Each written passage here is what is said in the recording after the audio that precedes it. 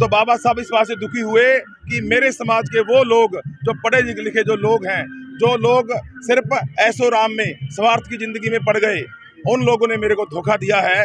तो ये शब्द क्या करे, बाबा साहब यहाँ रो पड़े थे। बाबा साहब को पढ़े बिना, बाबा साहब को जाने बिना भारत को जानना नामुमकिन है।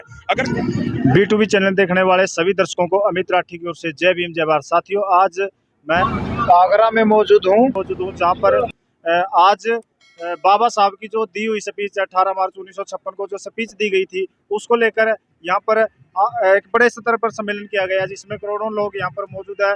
और उन्हीं में से एक दारसुल गांव से डॉक्टर हरपाल जी, जो बसपा के सचिव भी है, उनसे आज हम रूबरू होंगे, उनसे जानेंगे। वो आज यहाँ पर मौजूद है, उनसे सवाल जवाब करेंगे। तो इससे पहले आप वीडियो को ज़्यादा से ज़्यादा लाइक, कमेंट, शेयर और चैनल को ज़्यादा से ज़्यादा सब्सक्राइब करें। और आज का जो ये भव्य समागम है, उसको औरों तक पहुंचाने का प्रयास करें। तो डॉक्टर साहब, सबसे पहले तो जय भीम जय भारत। जय भीम साहब। जय भीम साहब। हाँ जय साहब। तो आज आप यहाँ पर आए हो, तो कितने बजे आप पहुँचे और कैसा यहाँ का कार्यक्रम है अभी? हम ऐसे है सर, हम कल सुबह आज सुबह पहुँचे हैं, कल चले थे, आज सुबह पहुँचे हैं और सुबह आए हैं। और जैसा कि आपको ज्ञात है, आपको पता है कि ये GIC मैदान है और इसको रामलीला मैदान भी कहते हैं। ये आगरा के अंदर है, उत्तर प्रदेश के अंदर। ये वो ऐतिहासिक धरती है, ये वो स्थान है, ये वो जगह है जहाँ पर आज ये सब आप मंच देख रहे हो, ये स्थान सारा देख रहे हो। 18 मार्च सन 1956 को महान पुरुष बाबा साहब डॉक्टर भीमराव अम्बेडकर यहाँ आए थे और ये वो स्थान है जहाँ पर बाबा साहब अम्बेडकर ने अपना एक बहुत ऐतिहासिक भाषण यहाँ पर दिया था।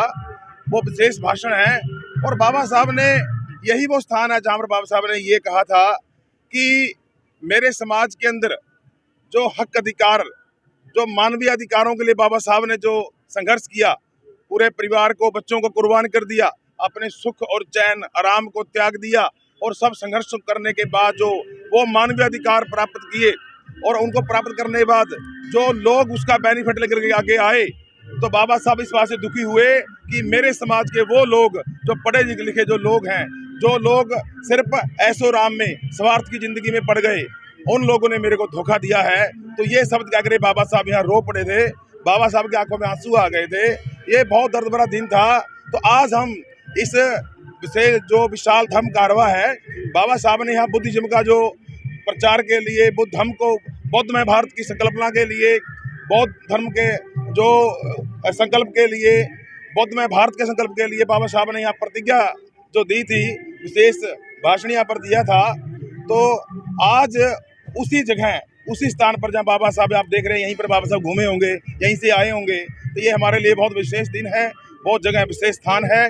और आज हम पूरे जोर शोर से ये कह रहे हैं, आज हम यहाँ संकल्प ले रहे हैं कि हे बाबा साहब डॉक्टर अम्बेडकर, हम आपको धोखा नहीं देंगे, आपके मिशन मूवमेंट को मरते दम तक जिंदा रखेंगे और संघर्ष करते रहेंगे।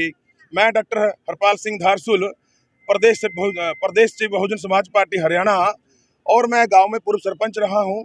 और हम ये प्रतिज्ञा करते हैं कि बाबा साहब का जो सपना है, बाबा साहब का जो मूवमेंट है, उसको बहुजन समाज पार्टी, जो हमारी राष्ट्रीय पार्टी है, जिसकी राष्ट्रीय अध्यक्ष बहन कुमारी मायावती जी हैं, बहुजन समाज पार्टी ही बाबा साहब के उस आंदोलन को, उस कारवा को उसकी मंजिल तक पहुंचा सकती है।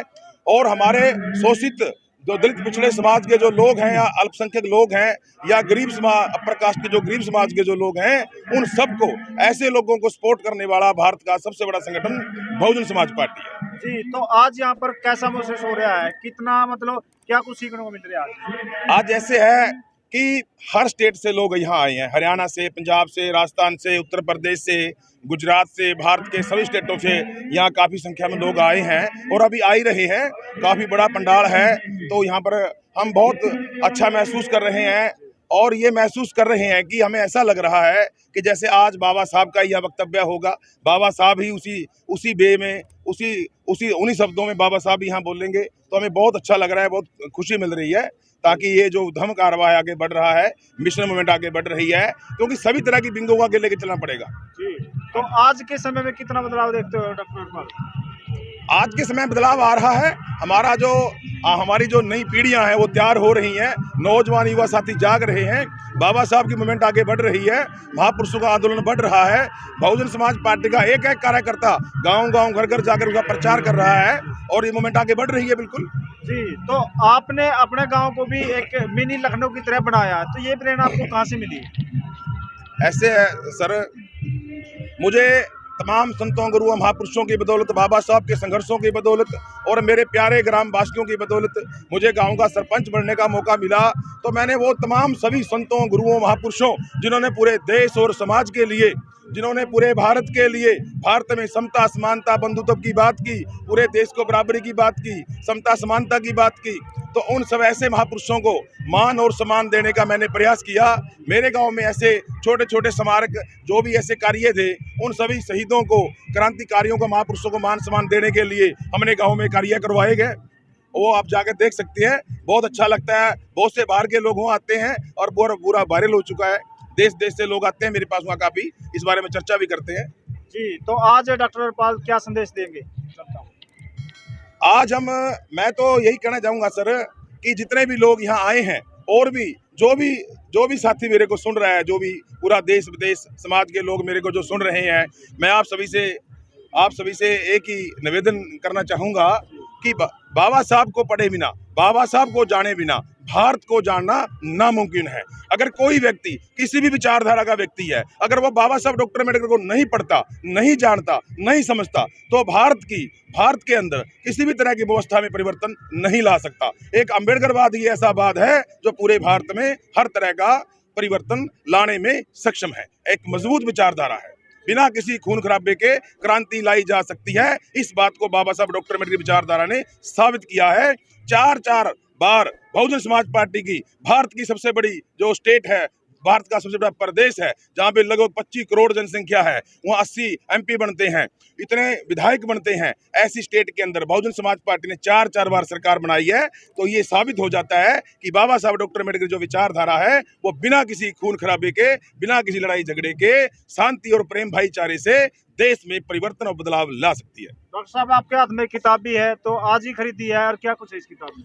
वो मान्यवर ऐसा है कि बाबा साहब डॉक्टर भीमराव अम्बेडकर जब 18 मार्च सन 1956 को, यानी आज ही के दिन, आप जब यहाँ इसी मैदान में, JIC मैदान या इसको रामला मैदान भी कहते हैं, तो यहाँ पर बाबा साहब का जो वक्तव्य हुआ वो किन किन लोगों को मिले, किन किन लोगों से उनकी यहाँ बातें हुई, उस समय के कौन कौन वो लोग थे, उस समय अखबारों ने क्या लिखा, तो उन सब चीज़ों के ऊपर एक बुक बना दी गई है, एक बुक छाप दी गई है। इसमें वो तमाम जानकारियाँ हैं। तो इसमें यहाँ जितने भी लोग आए हैं वो इसको पढ़ सकते हैं, देख सकते हैं कि बाबा साहब का वक्तव्य कितना बड़ा था और कितना उचित था वो।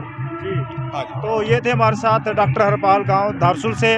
और आज यहाँ पर जो एक विशाल महासमागम हुआ है, उसको लेकर इन्होंने काफ़ी कुछ कहा है और काफ़ी कुछ सोचने को भी कहा है, उस पर चिंतन करने के लिए कहा है। आगे भी हम डॉक्टर हरपाल से रूबरू होते रहेंगे। फिलहाल के लिए इतना ही। तो बने रहिए मेरे साथ। अमित राठी। जय भीम, जय भारत।